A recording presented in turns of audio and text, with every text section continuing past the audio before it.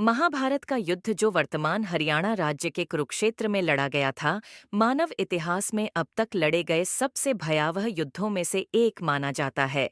धर्म ग्रंथों के अनुसार यह युद्ध इतना विनाशकारी था कि केवल 18 दिनों तक चलने के बावजूद इसमें लगभग 80% भारतीय पुरुष आबादी की मृत्यु हो गई। महाभारत ग्रंथ के एक चौथाई से अधिक हिस्से में मात्र इस युद्ध का वर्णन किया गया है।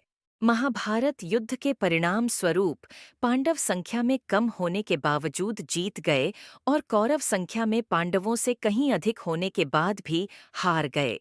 इसका कारण उनके कर्म को माना गया, नीति और अनीति की राह पर चलने को माना गया, विधि के विधान के पक्ष और विपक्ष में खड़े होने को माना गया।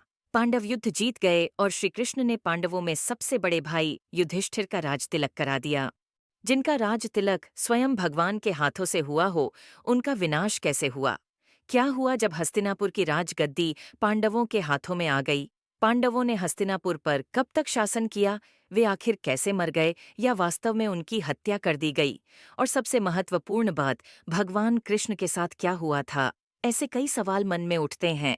कुरुक्षेत्र का युद्ध जीतने के बाद पांडवों को हस्तिनापुर का शासन मिला। युधिष्ठिर को हस्तिनापुर का महाराज बनाया गया। लेकिन दूसरी तरफ गांधारी एक दुखी त्रस्त महिला के रूप में विलाप कर रही थी। अपने 100 पुत्रों की मृत्यु का शोक मना रही थी। जब युधिष्ठिर को सिंहासन सौंप दिया गया और श्री कृष्ण का हस्तिनापुर से विदाई लेने का समय आया, तब वह गांधारी के पास गए और गांधारी ने श्री कृष्ण को उनके वंश का अंत हो जाने का शाप दिया। महाभारत के बाद हस्तिनापुर पर पांडवों ने 26 वर्षों तक शासन किया। इस बीच गांधारी का शाप अपना असर दिखाने लगा और श्री कृष्ण की नगरी द्वारका में एक अशुभ घटना घटी।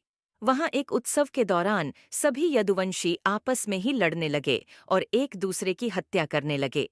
ये घटना सोमनाथ के समीप प्रभास क्षेत्र में घटी। उधर प्रभास क्षेत्र में यदुवंशियों के एक दूसरे को मार डालने के बाद पहले बलराम जी अपने लोक को वापस चले गए।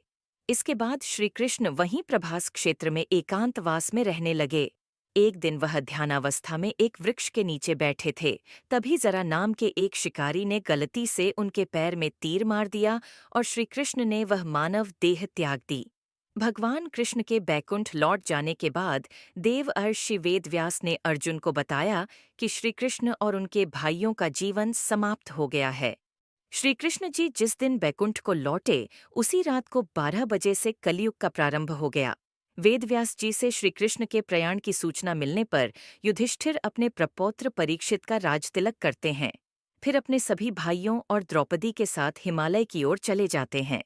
महाभारत के अनुसार हिमालय से वह स्वर्ग चले जाते हैं और इस यात्रा में एक कुत्ते के रूप में आए यमदेव उनका मार्गदर्शन करते हैं। जैसे जैसे सभी पांडव हिमालय पर ऊपर की तरफ चढ़ते हैं, वे एक एक करके गिरने लगते हैं और उनकी आत्मा उनका शरीर छोड़ने लगती है।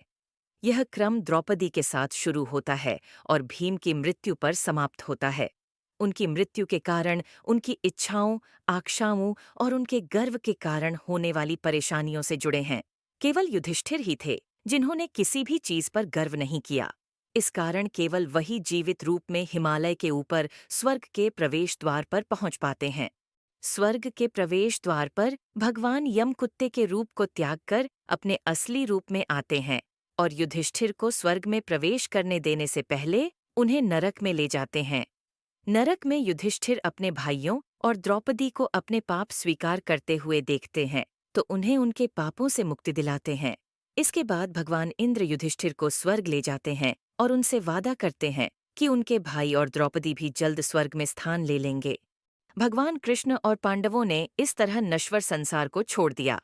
इसके बाद कलयुग शुरू हुआ, जो अभी तक चल रहा है। अब तक कलयुग के 5000 साल पूरे हो चुके हैं।